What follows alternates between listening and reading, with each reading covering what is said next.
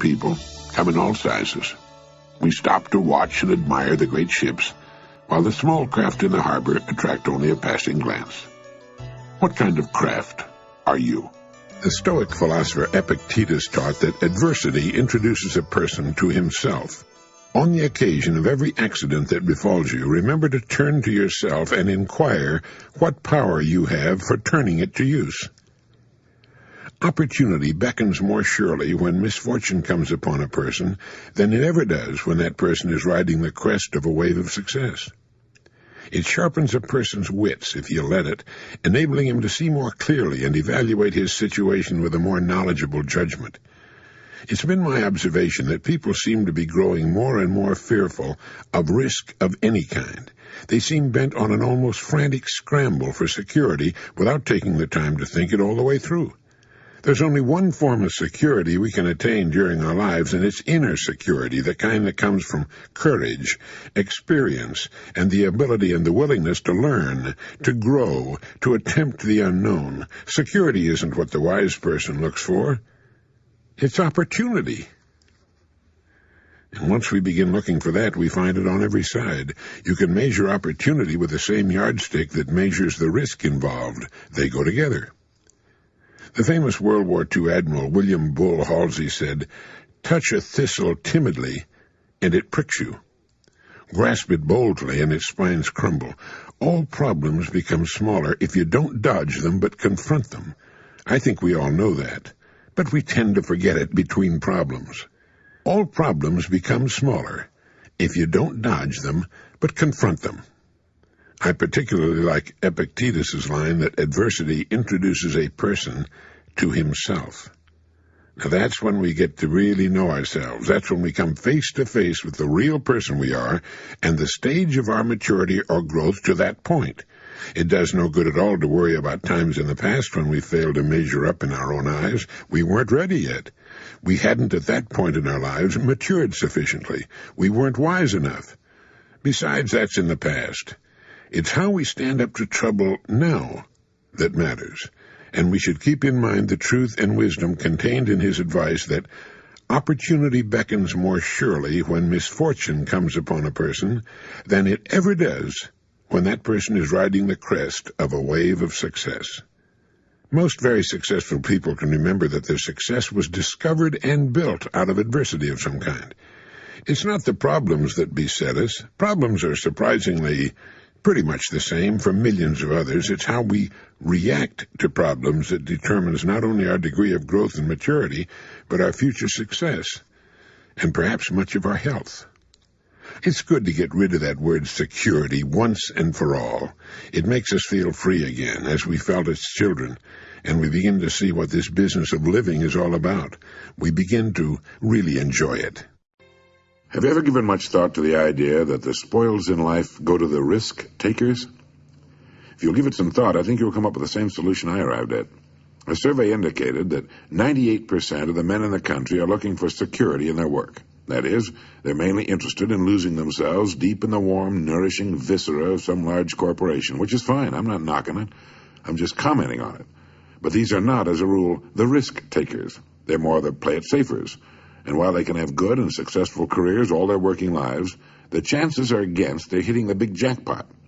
Now, the reason I say this is because this sort of life, as a rule, does not encourage a man to do much more than he has to do, and he'll usually spend his free time, which comes to something like 72 hours a week when he's neither working nor sleeping, in pursuits not calculated to help him get ahead in the world.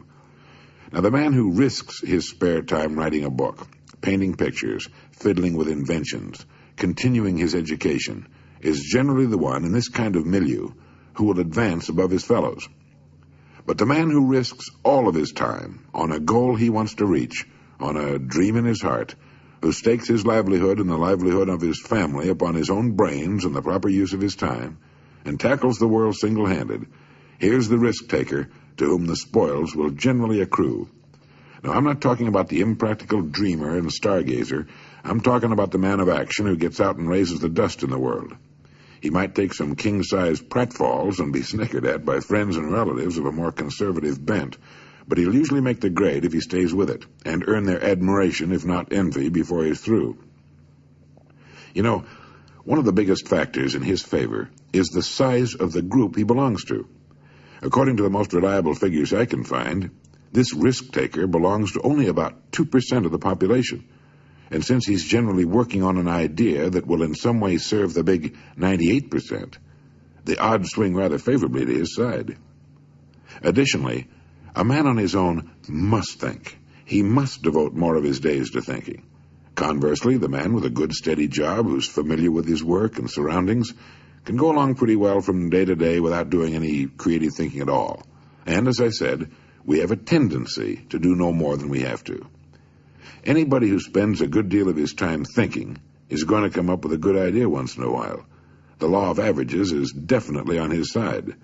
And if you'll think about it a minute, you'll realize that he only needs a few, maybe only one really good idea to make it big.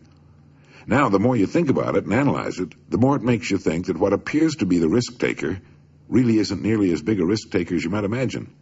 The cards are stacked pretty well for him from several important standpoints. But as I said in the beginning, the spoils definitely go to the risk-taker. Life is full of hidden contradictions. One is that the man who thinks he's playing it safe really isn't, and the man who seems to be taking the greatest risks, considering the law of averages, is playing it safest. People who do well in the world, being creative and willing to take a calculated risk, are people who manage to overcome the fear of laughter. Anytime you attempt anything in which you risk failure, you run the risk of having people laugh at you. A college professor worked for many years on an invention. He tramped all over New England trying to interest capital in his device for making the human voice travel along a wire. The people laughed at him. It was, of course, plumb idiotic, they said, to suppose that the human voice could be carried along a wire and heard for many miles or even for a single mile. But our old friend and benefactor Alexander Graham Bell could not be laughed out of it, and every time we pick up the telephone, we salute the man who stayed on course despite the laughter. Millions of people laughing in derision could not hurt us an iota, but we stand in mortal terror of it. Men and women who can prove themselves heroes in great crises tremble before derision. It's a queer quirk of human nature we probably develop as children. It has cost much. It's changed the history of the world. Sometimes the price of a laugh has meant the slamming of a door of fame and fortune, or even immortality. Elias Howe invented the sewing machine, but it nearly rusted away before the American women stopped laughing about it and could be persuaded to make use of it. With their sewing done so quickly, they argued, what would they ever do with all their spare time? So a biographer paints a tragic picture. The man who had done more than any other to lighten the work of women was forced to borrow a suit of clothes on an occasion of a public appearance. Men are as bad as women when it comes to resisting new ideas. The typewriter had been a demonstrated success for years before businessmen could be persuaded to buy it. How could anyone have letters to write, they argued, to justify the investment of $100 in a writing machine? Only when the Remingtons sold patent rights to the Telegraph Company and two groups of salesmen worked in competition was the resistance finally broken down. Xerography faced the same kind of problem when it was first introduced, and other inventions have had similar battles. Here's an extract from a notebook of Robert Fulton, who invented the steamship, who changed the world from sail to steam on the oceans of the world. He wrote, as I had occasion daily to pass to and from the shipyard where my boat was in progress, I often loitered near the groups of strangers and heard various remarks as to the object of this new vehicle. The language was uniformly that of scorn, sneer, or ridicule. The loud laugh often rose at my expense, the dry jest, the wise calculations of losses or expenditures, the dull repetition of Fulton's folly. Never did a single encouraging remark, a bright hope, a warm wish cross my path. Never did a single encouraging remark, a bright hope, a warm wish cross my path. And that's about what you can expect when you try something new. Emerson once commented that no one ever falls ill, but that passers-by idly hope that he will die. And the same perversity and built-in envy cause people to think or hope that any new idea or plan that runs counter to established principle will fail. Speaking of Emerson, he also wrote, Pythagoras was misunderstood, and Socrates, and Jesus, and Luther, and Copernicus, and Galileo, and Newton, and every pure and wise spirit that ever took flesh. To be great is to be misunderstood. You know, we tend to forget that the greatest people, the greatest writers, the greatest teachers, were for the most part in violent disagreement with their times and the way things were being done. We seem to have become so flabby in our acceptance of anything, that we fail to do anything personally about what we see about it. Norman Cousins has written that the biggest issue of all in the years just ahead is not just the squandering of physical resources, but the squandering of human resources. What constitutes failure? What does a person have to do or not do in order to fail?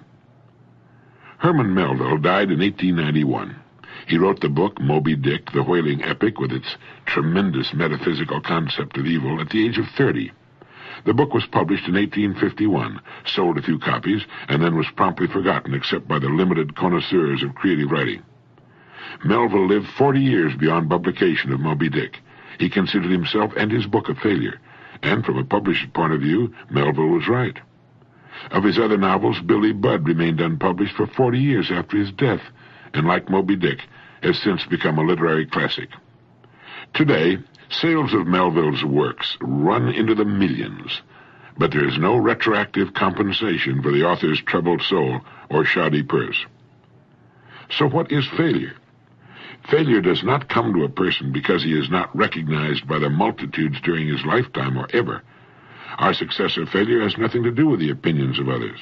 It has only to do with our own opinion of ourselves and what we're doing. The only person that can be called a failure is that person who tries to succeed at nothing.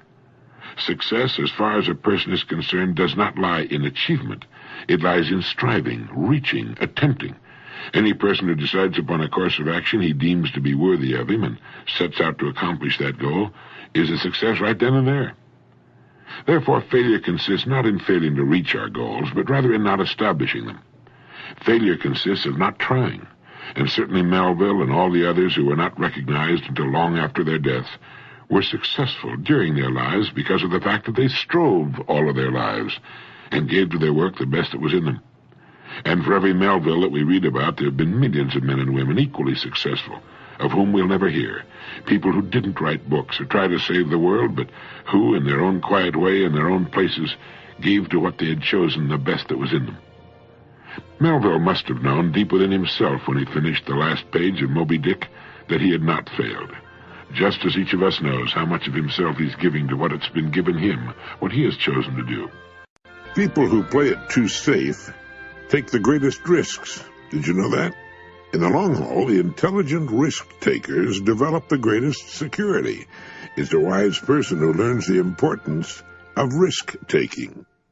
During World War II, psychologist E. Paul Torrance made a study of United States aces flying in the Pacific Theater of Operations. He reported that the most salient characteristic of the ace was his risk-taking ability. Throughout his life, he had kept testing the limits of his abilities, and the life histories of these men showed that they were highly resistant to accidents, and in combat they suffered fewer casualties than pilots who were inclined to play it safe. Dr. Torrance said, "Living itself is a risky business. If we spent half as much time learning how to take risks as we spend avoiding them, we wouldn't have nearly so much to fear in life." In all walks of life, the most successful people are the risk-takers. Now, by that I mean they risk believing in their own ideas, striking out toward their own goals, standing up for what they believe to be right. They take the risk of being different when they believe in something.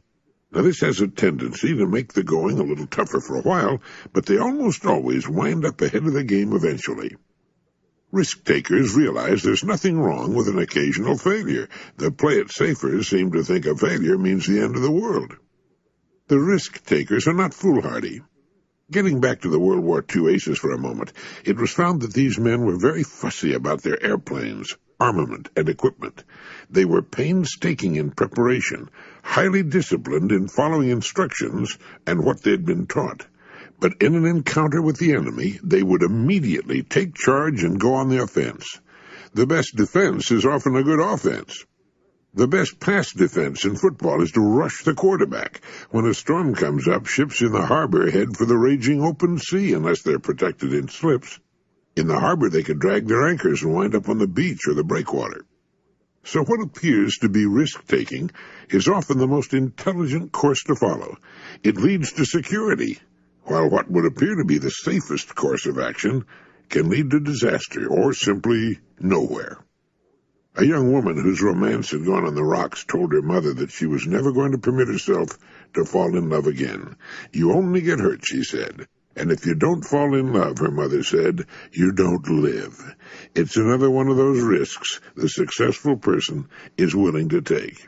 Everyone runs risks, quite sizable risks, every day of his life, risks he takes for granted or isn't even aware of. But when an unusual situation comes along that involves risk-taking, how do you decide whether or not to go ahead? When a situation comes along that involves risk and you don't know whether to go ahead or hold back, reassess your goals. What are you trying to accomplish? What are you working toward? Will taking this risk, if it works out successfully, help you toward your goals? There's nothing some people like to do better, things some people like to do better.